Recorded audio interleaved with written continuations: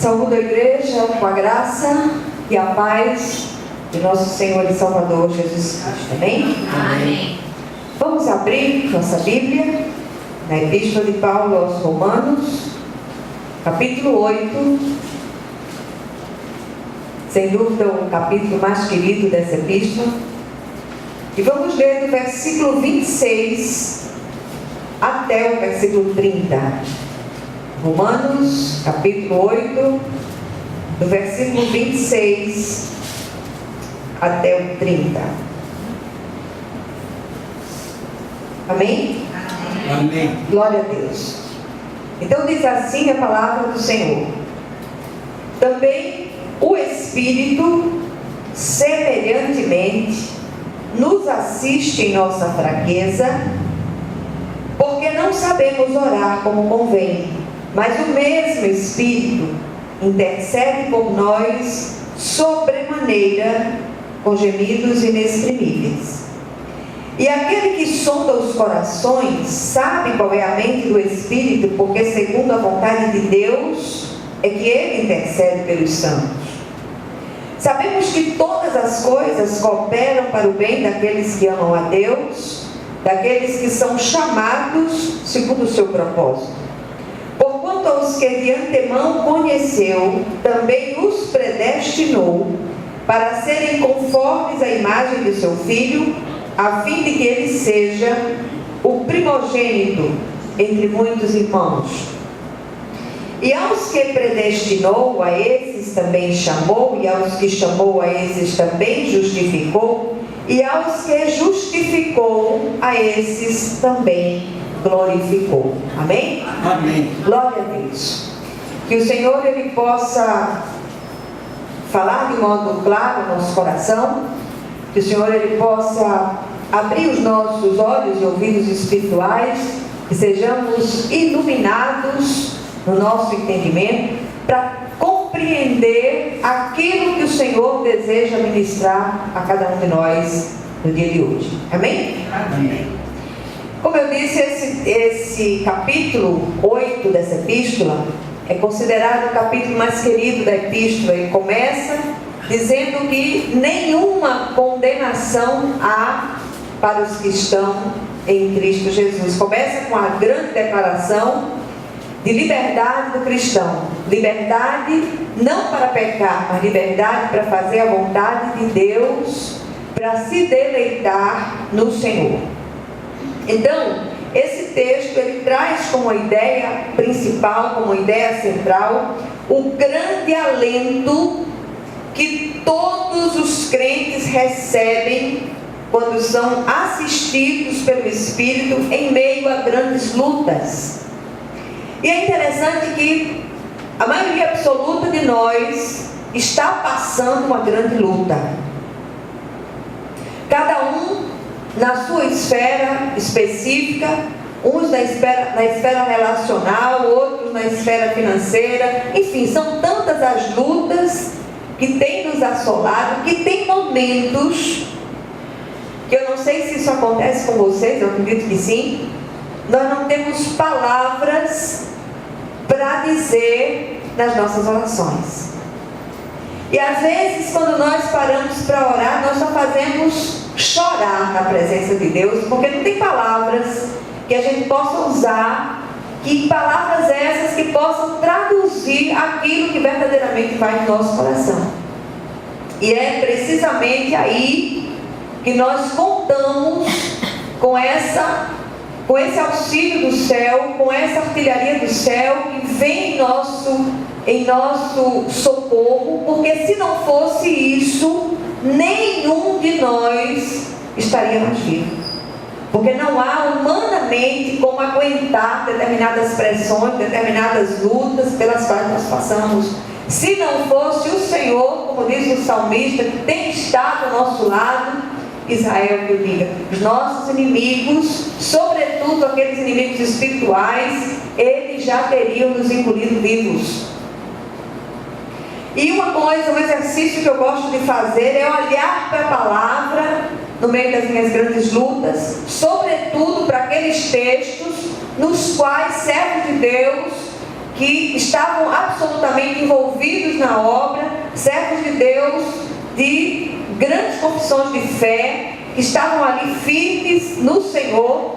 A vida desses servos foram vidas de muitas lutas, e todos eles atravessaram esses vales e esses desertos, eles experimentaram essas lutas, mas eles sabiam em quem criam e tinham uma esperança na glória eterna, sabendo daquilo que estava aguardando eles no futuro. Tem um texto em 2 Coríntios, não precisa abrir, capítulo 1, do versículo 3 a 11, e ali nesse texto é relatada uma grande experiência dolorosa, vivida pelo apóstolo Paulo, que ele chega a confessar que desesperou da própria vida. E muitas vezes a gente tende a dizer, puxa vida, por que esse servo de Deus está na obra, está envolvido na obra de Deus, uma pessoa que está sempre consagrada ao Senhor, por que essa pessoa passa por tantas dificuldades? Então eu quero lembrar vocês que aqueles que estavam extremamente envolvidos na obra de Deus passaram por grandes dificuldades, que dirá de cada um de nós, né? Mas Paulo, ele diz que experimentou a consolação de Deus no meio daquele vale, no meio daquele deserto, para que por meio daquela consolação recebida ele pudesse consolar outros que passavam por igual sofrimento.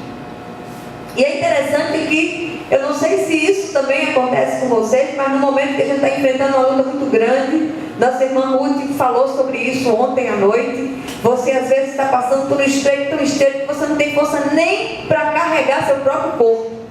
E é exatamente nessa hora que o Senhor mostra ou coloca no seu caminho uma pessoa que está vivendo uma situação ainda pior que a sua. E ainda requer de você que você leve uma palavra, que você traga uma palavra de encorajamento, de consolação. É assim que o Senhor faz. Nós somos abençoados para abençoar, nós somos perdoados para perdoar, nós somos consolados para consolar. E nós somos esses instrumentos falhos, esses instrumentos imperfeitos, mas que pela soberania de Deus Ele resolveu usar para louvor da sua glória, para que a glória não seja de homens e a glória seja única e exclusivamente de Deus. Amém?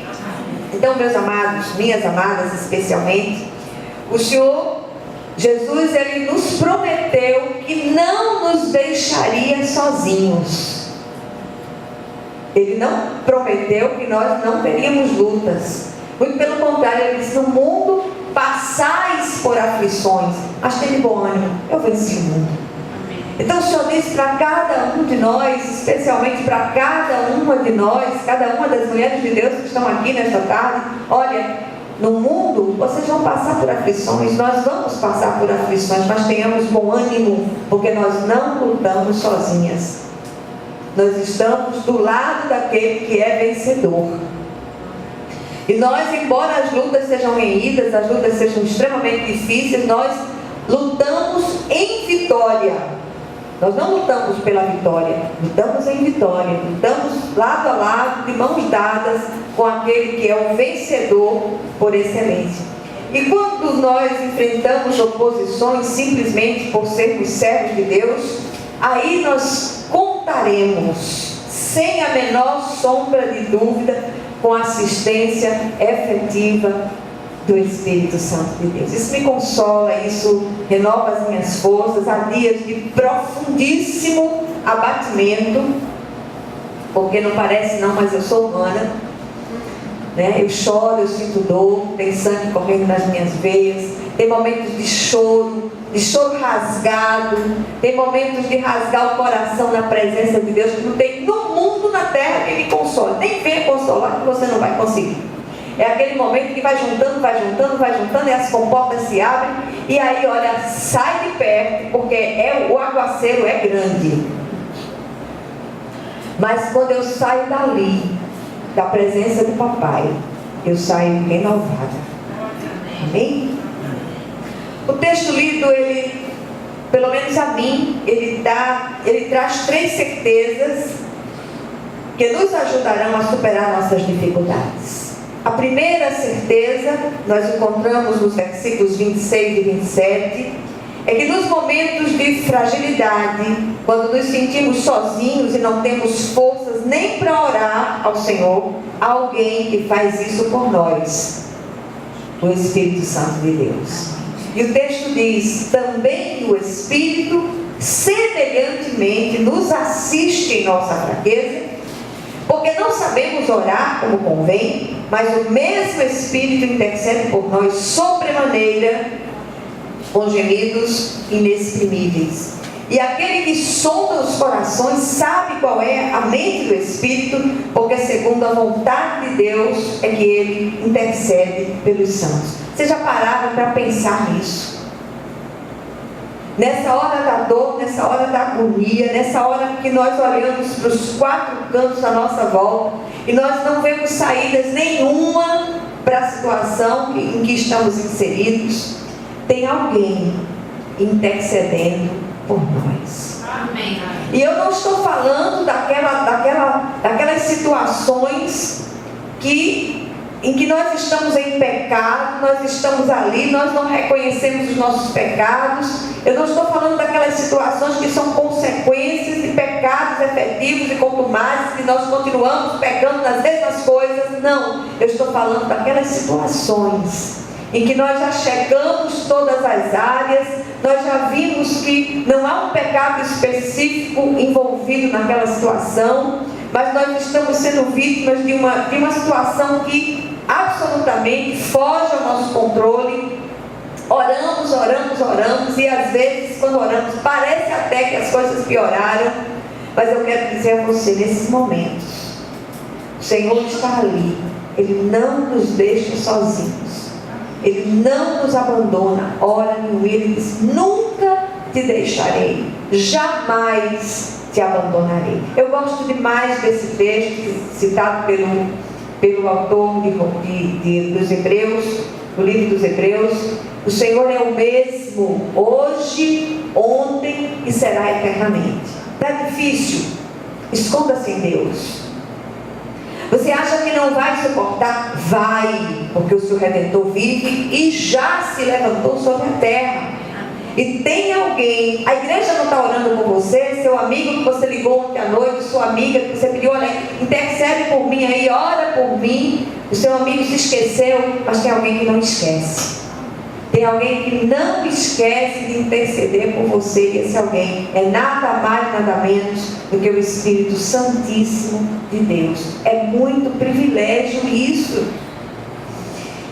Nesses momentos em que contamos com a assistência do céu, são momentos de intensa oposição daqueles três inimigos que se levantam em conjunto para nos atingir: o mundo, o diabo e a carne. Se você parar para observar as nossas lutas, elas sempre vêm de uma dessas frentes. Ou vem do mundo, ou vem do diabo, ou vem da nossa própria carne. Mas o Senhor está ali a postos, sempre gemendo por nós na pessoa do Espírito. E o texto fala de gemidos inexprimíveis. Como entender isso? Eu creio que esses gemidos é uma linguagem do céu que traduzem aquilo que nós não podemos colocar em palavras. A dor é tão grande, o desespero é tão grande, a angústia de alma é tão profunda que nós não temos mais o que dizer na presença de Deus. Mas o Senhor está lá, gemendo por nós, clamando por nós. Eu não sei como se dá essa intercessão, eu nem ouso pensar nisso, seria maravilhoso demais ao meu pequeno e limitado conhecimento. Mas quando eu paro para pensar nisso, meu coração se alegra, meu coração se consola, porque eu sei que Ele não esquece de mim. E Ele está ali presente, sempre, sempre, sempre. Porque é um Deus que é onipresente, onipotente e onisciente, como gosta de frisar o nosso pastor, né? É o Senhor que não nos desampara. Então, você que entrou aqui angustiado de espírito, você não sabe como vai terminar essa situação. Eu não sei como será o fim dessa situação. Eu sei que quem está lá esperando por você é o Deus Todo-Poderoso, o Deus que tudo pode, o Deus que tudo vê, o Deus que tudo sabe, o Deus que tem saídas impensáveis, o Deus que tem caminhos insondáveis, o Deus que é especialista em fazer caminhos na tormenta, o Deus que é especialista em causas impossíveis. Nós, quando nos reunimos aqui no dia de hoje, nós oramos por essas causas impossíveis, e todas as vezes que nós passamos por aquela porta, nós estamos dizendo: Senhor, eu creio que Tu podes, eu creio que o Senhor já está fazendo. Então, em nome de Jesus, não desista. A palavra para você hoje é coragem. Você não está só. O Senhor o fortalecerá para a vitória e em vitória, em nome de Jesus. Amém. A segunda certeza que o Senhor nos traz através desse texto, nas nossas lutas, nas nossas dificuldades, é que essas lutas todas enfrentadas por nós são permitidas por Deus para um fim glorioso, proveitoso. Não existe acaso nos planos perfeitos de Deus.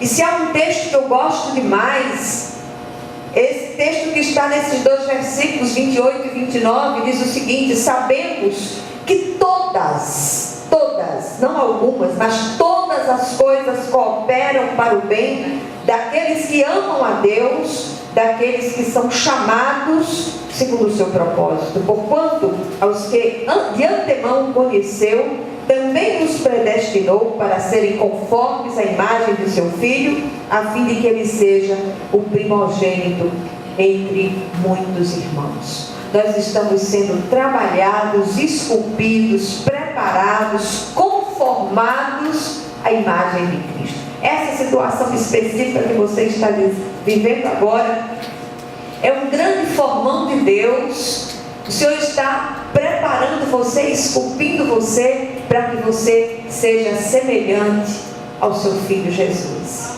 Nós somos, o desejo de Deus, o projeto de Deus para nós é que nós sejamos conformados, nós tomemos a forma do Cristo. É isso que Deus está fazendo conosco.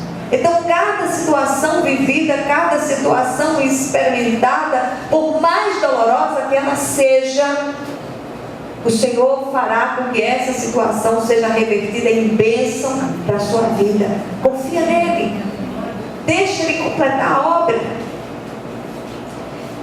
E quando eu olho para esse texto, eu tenho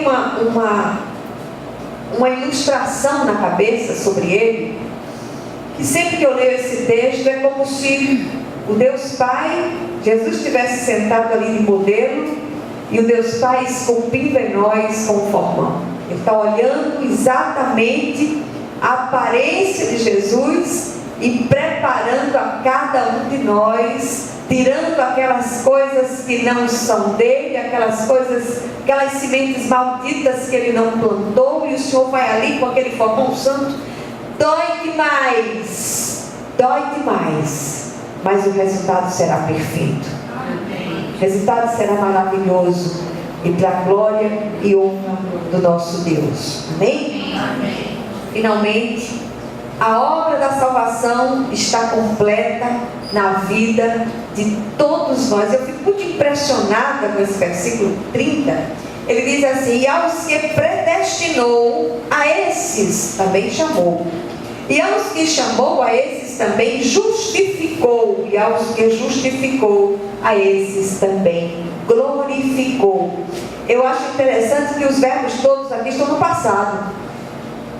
Inclusive o verbo glorificar, que é algo que só experimentaremos de fato no dia da ressurreição, quando teremos os nossos corpos glorificados, semelhantes ao corpo do nosso Cristo. Mas quando o Senhor olha para nós, o Senhor vê a obra absolutamente completa. Fomos predestinados para sermos conformes à imagem de Jesus. Não é de se admirar que enfrentemos tanta oposição por parte do nosso adversário. Fomos chamados, escolhidos pelo Senhor, não no sentido de um simples convite, mas numa convocação efetiva para nós fazermos parte da família de Deus. Fomos justificados, tivemos o escrito da dívida que era contra nós apagado, já não há mais nenhuma condenação contra nós. E a obra de Deus está consumada, embora essa glorificação não tenha acontecido dentro do tempo presente, conhecido por nós, ela já é uma realidade no mundo espiritual. Então eu queria encorajar você a não esmorecer. Levante a sua cabeça em nome de Jesus, glorifique o seu Deus pela sua vitória, que nós hoje possamos sair daqui fazendo esse exercício de fé. Senhor, eu vou sair daqui hoje com o desejo no coração de te glorificar pela minha vitória. Minha vitória está às portas, ela está chegando, porque o Senhor é quem está preparando a minha vitória. O Senhor não faz obra incompleta. Deus não é um Deus que gosta de ver o sofrimento dos seus filhos. Muitas vezes esses caminhos na tormenta pelos quais passamos são necessários para o nosso crescimento espiritual, para que nós sejamos conformados à imagem de Cristo. Troque a murmuração pela glorificação. Diga: Senhor, eu não estou vendo nada. Eu gosto demais daquele texto do Velho Testamento que diz assim: olha, eu não vejo vento, nem vejo chuva, mas eu sei que essas covas todas, elas se encherão de água, e todo gado beberá abundantemente. Então a gente olhar para a vitória com os olhos da fé é um exercício de fé que agrada ao Senhor. É um exercício de confiança nesse Deus que tudo pode e nenhum bem Ele sonega àqueles que andam retamente. O que é que o texto nos ensina no dia de hoje? Em primeiro lugar, seja qual for a luta que enfrentamos por sermos servos de Deus, não lutaremos sozinhos. Contamos com a poderosa artilharia do céu a nosso favor. Segundo lugar, se você está triste, abatido, abatida e não consegue nem articular palavras em sua oração, não se preocupe. Tem alguém fazendo isso por você. E é nada mais, nada menos do que a terceira pessoa da Trindade, o Espírito Santíssimo de Deus. Terceiro lugar, tem propósito de Deus para essas lutas. Tudo que Deus deseja é que nos tornemos cada dia mais parecidos com Jesus, para que Ele seja o primogênito entre muitos irmãos. Aliás, foi exatamente para esse fim que fomos predestinados, chamados, escolhidos, justificados e já espiritualmente glorificados. E, em último lugar, a obra da salvação está consumada. Só precisamos crer naquilo que Deus já fez e tomar posse de nossa vitória.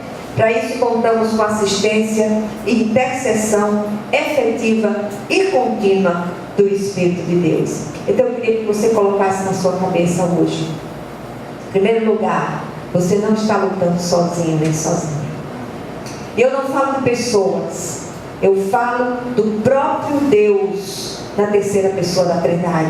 É Ele que está intercedendo por você. É Ele que está lutando à sua frente como um poderoso guerreiro. Segundo lugar, não desanime. Comece a glorificar o Senhor pela sua vitória, que ela é iminente e é para a glória de Deus. Amém? Vamos nos dividir para orarmos umas pelas outras.